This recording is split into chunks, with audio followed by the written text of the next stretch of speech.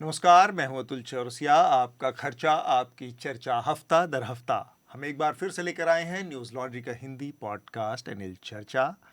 चर्चा में इस हफ्ते हमारे साथ दो खास मेहमान जुड़ रहे हैं। हमारे साथ पुरी से जुड़ रहे हैं अक्षय साहू, जो कि डेक्कन क्रॉनिकल उड़ीसा ब्यूरो के हेड हैं। बहुत बहुत स्वागत है सर आपका। जी थैंक यू। और इसके अलावा हमसे थोड़ी देर बाद जुड़ेंगी निरुपमा सुब्रमण्यम, सीनियर जर्नलिस्ट हैं, Indian express, the Hindu, Deccan herald और ट्रिब्यून, तमाम जगहों पर कॉलम्स आपने उनके पढ़े हैं। बहुत सीनियर जर्नलिस्ट हैं और बहुत सारे विषयों पर उनकी राय से जर्नलिस्ट उनको फॉलो भी करते हैं। थोड़ी देर में वो हमारे साथ जुड़ेंगी और कुछ अंतर्राष्ट्रीय मुद्दे हैं जिस पर हम उनसे बातचीत करेंगे। और इसके अलावा स्टूडियो में हमारे साथ हमारे दो साथी सहयोगी विकास कुमार और आनंद वर्धन। आप दोनों का बहुत बहुत स्वागत है चर्चा में। नमस्कार।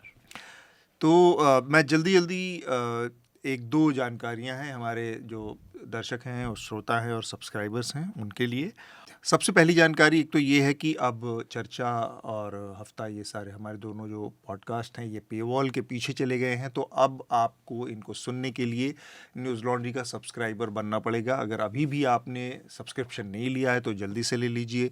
इसके तरीके बहुत आसान हैं। हमारी वेबसाइट पर जाएँ, वहाँ पर आपको सब्सक्रिप्शन का एक बटन लिंक दिखेगा, उसको क्लिक करके और उसको बाकी की चीज़ें फॉलो करके आप सीधे कर सकते हैं। इसके अलावा आपको इस वीडियो में मेरे बगल में एक QR कोड भी दिखेगा, इसको स्कैन करके भी आप न्यूज़ लॉन्ड्री को सब्सक्राइब कर सकते हैं। तो ये तरीके हैं। एक दो और छोटी छोटी जानकारियां हैं। मसलन हमारा एक जो एनएल सेना प्रोजेक्ट है ई वेस्ट के ऊपर, इलेक्ट्रॉनिक कचरे के ऊपर, वो अभी चल रहा है और उसके तहत हम पूरे देश में अलग अलग तरीक़ों से जो ई वेस्ट के निपटारण का, उसके प्रबंधन का जो कामकाज है, उसका जो तरीका है और उसमें जो गड़बड़ियां हैं, उसमें बहुत सारी जो अनियमितताएं हैं, घोटाले चल रहे हैं और ख़ासकर वो चीज़ें जिसकी अनदेखी के कारण हमारे पर्यावरण पर उसका बहुत उल्टा असर पड़ रहा है। तो ई वेस्ट से जुड़ा हमारा ये पूरा का पूरा जो कैंपेन है और एनएल सेना प्रोजेक्ट है, ये इस समय चल रहा है। इसको आपकी मदद की ज़रूरत है, इसको पूरा करने में आप हमारी मदद करें।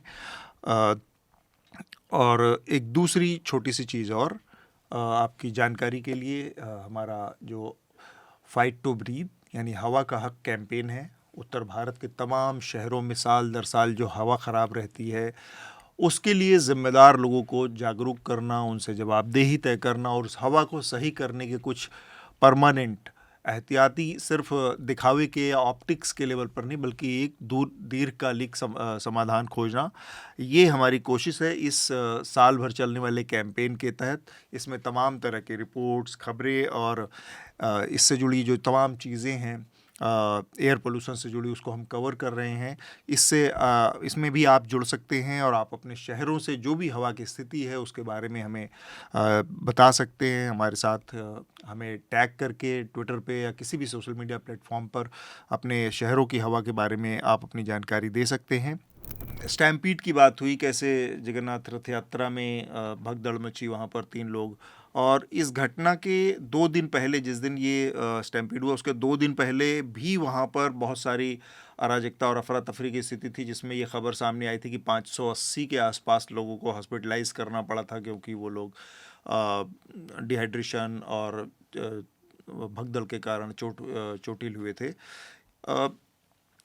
थोड़ा सा एक तो मैं पुरी की घटना के बारे में, अक्षय आप हमें बताएं कि जो पहली घटना घटी थी उसके बाद भी सरकार ने क्यों थोड़ा सा एहतियात नहीं बरता, या सरकार की तरफ से सारी व्यवस्था चाक चौबंद थी, भीड़ ही इतनी ज़्यादा थी, क्या स्थिति रही वहाँ पर? क्या होता है, छोटा सा जगह है, वो छोटा सा जो 3 किलोमीटर जो स्ट्रेच है, लगभग government was estimating 13 lakh people will gather there, लेकिन 19-20 लाख पीपल वहां पहुंच गए। तो वो भीड़ में जगन्नाथ रथ को पुल करना बहुत मुश्किल था। तो उस दिन रथ को लोगों ने पुल नहीं कर पाया। तो दूसरे दिन भी ऐसा ही भीड़ था, फिर भी जो they pull the chariot for around 2.7 किमी। तो जो माउसी माँ का मंदिर के सामने तीनों रथों को, एक जगन्नाथ जी का, एक बलभद्र रथ जी का और सुभद्रा रथों को वहां रोक दिया गया। तो तीसरा दिन जो आपका 27 को श्रीगुंडीचा था, श्रीगुंडीचा यात्रा था। 20 8 को तीनों रथों को मौसी माँ का सामने रखा गया और उस दिन सारे उड़ीसा का लोग, बाहर का लोग एक मिसकैलकुलेशन किए। तो आई गेस आप खुद भी उस स्टैम्पीड में फंसे थे? मैं खुद था और मेरे तो बहुत चोट लगा है सब हाथ में। हम्म। और oh. Thanks god one lady was just over me, so she oh. Was taking all the job. उनके ऊपर बहुत लोग ऐसे करके जा रहे थे और किसी का पैर मेरा यहाँ गर्दन पे नहीं लगा। अगर लगा होता तो मैं भी खत्म हो जाता। मैं तो सोचा मेरा बीबी चले गई है, मैं सोचा मेरा जो लड़की है वो चले गई, वो बिल्कुल ओह। दे फेंटेड। सो कुछ लोगों को, उन लोगों का आदमी को निकलना था, तो they had to retrieve my wife and my daughter fast. मेरे पास ऐसे 2005 के बाद की एक पूरी लिस्ट है, उसमें जो स्टैम्पीड इस तरह के मामले हमारे सामने आते हैं, खासकर धार्मिक स्थलों पर स्टैम्पीड के मामले। एक जिक्र जो इन्होंने किया अक्षय ने, कि कैसे क्राउड मैनेजमेंट हो सकता है, आपके पास नंबर होना चाहिए, इसके अलावा एक कैपिंग होनी चाहिए कि किसी पर्टिकुलर इलाके की कितनी। अभी कुछ दिन पहले कुंभ का हादसा हुआ, कुंभ के हादसे में बड़ी संख्या में लोगों की मौत हुई, वहाँ पर भी। तो इसका एक तो ये है कि कैलकुलेशन, क्राउड मैनेजमेंट, एडमिनिस्ट्रेटिव, उस पर एक बड़ा प्रश्न चिन्ह है, और ये लगातार जारी है। ऑन एन एवरेज हर साल रिलीजियस साइट पे स्टैम्पीड में मरने वालों की घटना के हिसाब से देखें तो ऑन एन एवरेज 2 घटनाएं हर साल होती हैं। इसके बावजूद कोई एक इंटीग्रेटेड सेंट्रलाइज्ड नेशनल लेवल का कोई ऐसा प्लान कुछ नहीं है। मिसकैलकुलेशन के कितने लोग आएंगे और कितनी की व्यवस्था है, तो ये एक गैप के कारण ना सिर्फ धार्मिक आयोजनों में, जैसे कि हमने हाल में देखा कि वो आरसीबी के विक्ट्री परेड में बेंगलुरु में जो घटना हुई, वहाँ एक मतलब एक प्राइवेट स्पोर्टिंग क्लब के तरफ से एक गलत आकलन था, जबकि स्टेडियम में 38,000 की कैपेसिटी थी, 2-3 लाख लोग आ गए और 11 लोगों की स्टैम्पीड में मृत्यु हुई जी।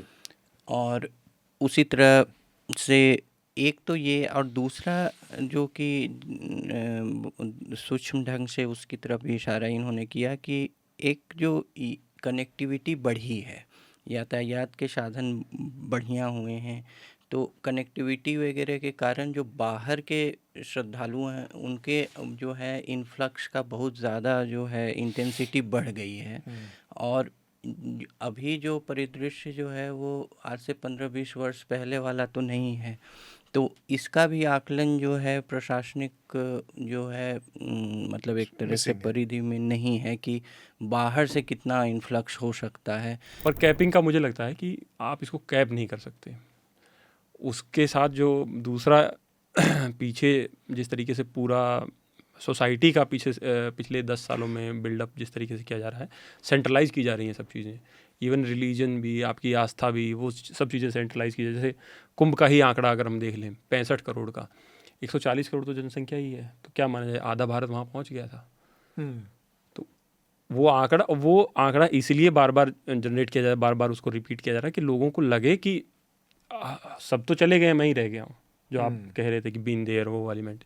तो वो मुझे लगता है कि वो एज एन इंडिविजुअल आपको देखना पड़ेगा, और उसमें फिर वो लंबा प्रोग्राम है सोशियोलॉजी के हिसाब से कि समाज में जो है इंसान का व्यवहार कैसे हो, उसका मॉरल कैसे बिल्ड किए जाएं, और उसको किस तरीके से जो है उसकी पूरी आस्था को जो है वो केंद्रित ना करके उसको विकेंद्रीकरण किया जाए उसका, जैसे पहले भी होता। और हमारे यहाँ तो आस्था का पहले से विकेंद्रीकरण है, ग्राम देवता को हम पूजते थे, तो वो आस्थाओं का विकेंद्रीकरण ही था। अब दोबारा से ये पूरा जो केंद्रीकरण हो रहा है, तो इसमें वो कैपिंग वाली समस्याएं और ये स्ट्रक्चरल इशू और आपके संसाधनों की सीमितता, ये सब चीज़ें रहेंगी, आप कहीं भी चले जाएं। हमारा जो अगला विषय है वो प्रधानमंत्री नरेंद्र मोदी की जो 5 देशों की यात्रा है उस पर है, और साथ में एक बहस चली है इस समय कि ग्लोबल साउथ के जो देश हैं उनमें भारत एक किस्म का की पैठ बनाते हुए, उनको अपने साथ मिलाते हुए और एक किस्म की नई धुरी बनाने की कोशिश कर रहा है,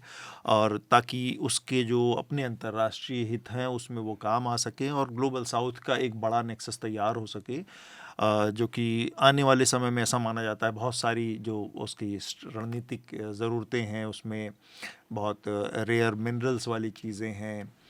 इलेक्ट्रॉनिक व्हीकल्स का जो दौर धीरे धीरे आ रहा है, उसमें यहाँ पर जो ग्लोबल साउथ के देश हैं उनमें बहुत सारी चीज़ें उपलब्ध हैं जो कि काम आ सकती हैं। और इसके अलावा ट्रेड और सिक्योरिटी, ये तमाम मुद्दे हैं जिनमें कि ग्लोबल साउथ के देशों का एक किस्म का नेक्सस हाल फिलहाल में बनता दिख रहा है। जो इज़राइल का हमला था आफ्टर जो terrorist attack on Israel by Hamas, जो गाज़ा पे इज़राइल ने हमला किया और उस पे यूएन रेजोल्यूशंस आए कि सीज़ फायर आना चाहिए, उसमें इंडिया का स्टैंड बिल्कुल ग्लोबल साउथ के साथ नहीं था। मतलब अगर आप हमारे नेबरहुड को ही देख लीजिए, सारे ग्लोबल साउथ के ही नेशंस हैं, सब ने इंडिया से हट के they all voted for a cease fire. सिर्फ इंडिया एक अलग एक ग्लोबल साउथ जो अंडर डेवलपिंग कंट्रीज हैं, उनमें सिर्फ इंडिया और कुछ और गिने चुने, उन्होंने अपना जो है मतलब एक क्या कहेंगे उसको, बैलेंसिंग एक्ट कहेंगे, जो भी कहेंगे, तो उन्होंने ये खुल के नहीं आए सीज फायर के सपोर्ट में। जनरल असेंबली में देख लीजिए या कई सारे वोट्स हुए, सिर्फ एक वोट पे उन्होंने last year cease fire vote पे दिसंबर में उन्होंने कहा कि हम इसको सपोर्ट करते हैं। फिर अभी जो पीछे वोट हुआ उसमें भी। तो मैं ये कहने का मतलब है कि जब आप ग्लोबल साउथ का लीडरशिप लेना चाह रहे हैं तो आपके एक्शंस भी होने चाहिए लीडरशिप वाले। But you can see that जो हम कह रहे हैं कि हम इनके लीडर्स हैं, वो सब एक तरफ वोट कर रहे हैं और हम दूसरी तरफ वोट कर रहे हैं। ब्रिक्स का जो भारत के लिए ब्रिक्स की जो प्रासंगिकता थी वो एक एंटी अमेरिकन हेजेमनी फ्रंट थी 2000 मतलब इस सदी के शुरू में, लेकिन उसकी उपयोगिता कम हुई है क्योंकि भारत इसलिए ये भी जान चुका है कि जब डील मेकिंग होगी तो रशिया और रूस जो हैं, रूस हुआ या फिर चाइना हुआ, वो अमेरिका से भी डील मेकिंग कर सकता है। तो वो हेजेमनिक जो काउंटर बैलेंसिंग एक्ट है, भारत को उससे ज़्यादा, जैसे कि क्वाड में जो कि एक कहिए कि बहुत फॉर्मल अलायंस तो नहीं है, लेकिन ये एक एंटी चाइना फ्रंट है। लेकिन अब यहाँ ये समस्याएं ये है कि अब ट्रम्प जो हैं वो उतने एंटी चाइना नहीं हैं जितने वो दिखते हैं। उनकी जो मतलब उनका शासन दिखता है, वो डील मेकिंग में जो ट्रांजैक्शनल स्टेट्समैनशिप का उनका है, उसमें वो अमेरिका से भी चाइना से भी डील कर सकते हैं। कर लिया उन्होंने, ट्रेड डील हुई थी। उन्होंने एलाइज को कह रखा है, इवन क्वाड में एक प्रेशर है कि 3% जो है आप अपना जो है वो स्पेंडिंग कीजिए या इस सिक्योरिटी पे भी क्वाड के लिए। तो इससे जो क्या है कि जापान, ऑस्ट्रेलिया और भारत में भी बहुत डाउट्स हैं कि America as a counter, even Quad में भी चाइना का काउंटर कितना ये है। तो दो बड़े अलायंस ब्रिक्स और क्वाड को लेकर भारत में अभी बहुत संशय हैं। भारत बहुत लेट एंटर कर रहा है क्योंकि चाइना का ऑलरेडी इन ग्लोबल साउथ जिन देशों की बात कर रहे हैं, जिसके लीडर बनने की बात है, जिसमें अपनी प्रेजेंस स्थापित करने वाला, तो वहाँ पर भारत बहुत लेट एंट्री कर रहा है। मतलब जो हमेशा की तरह से जो उसकी लेथार्जिक पॉलिसी रही, धीरे बहुत लेट से जगना उठना, उसका एक खामियाजा भी यहाँ पर दिख रहा है होता हुआ। मतलब चीन एक बड़ी शक्ति है, मतलब जो पावर एसिमेट्री भारत और चाइना में है वो बहुत बड़ी है। आर्थिक संसाधन उसके पास ज़्यादा है, वो कई जगह को बैंकरोलिंग कई देशों का, वो श्रीलंका से लेकर सारे देशों का कर सकता है। भारत उस पावर सिमेट्री में जो फाइनेंशियल डिफरेंशियल है उसको सिर्फ नीति से तो नहीं भर सकता। तो ठीक बात। रुक्मा मैम, आप इसको कैसे देखती हैं? इंडिया का जो है अभी थोड़ा सा मुफ्त में बस इतना ही। अगर आप पूरी चर्चा सुनना चाहते हैं तो न्यूज़ लॉन्ड्री को सब्सक्राइब कीजिए और सबसे बेहतर तरीका ये है कि आप हमारे ऐप पर इस पॉडकास्ट को सुने और तमाम हमारे जो पॉडकास्ट हैं उसको हमारे ऐप पर सुने। यह गूगल प्ले स्टोर और एप्पल स्टोर पर सब जगह उपलब्ध है। न्यूज़ लॉन्ड्री किसी भी तरह का विज्ञापन नहीं लेता, ना किसी राजनीतिक दल का, ना किसी सरकार का, ना किसी कॉरपोरेशन का। हम सिर्फ और सिर्फ कोशिश करते हैं कि पब्लिक इंटरेस्ट का जर्नलिज्म करें, पब्लिक जनहित की पत्रकारिता करें और इसके लिए लोग इसमें इन्वेस्ट करें, लोग पत्रकारिता में निवेश करें। उसका तरीका है सब्सक्रिप्शन। तो सब्सक्रिप्शन के हमारे टैग पर जाइए, वहाँ पर अपनी मनचाही रकम पे कीजिए और न्यूज़ लॉन्ड्री का सब्सक्रिप्शन लीजिए और गर्व से कहिए, मेरे खर्च पर आज़ाद हैं खबरें।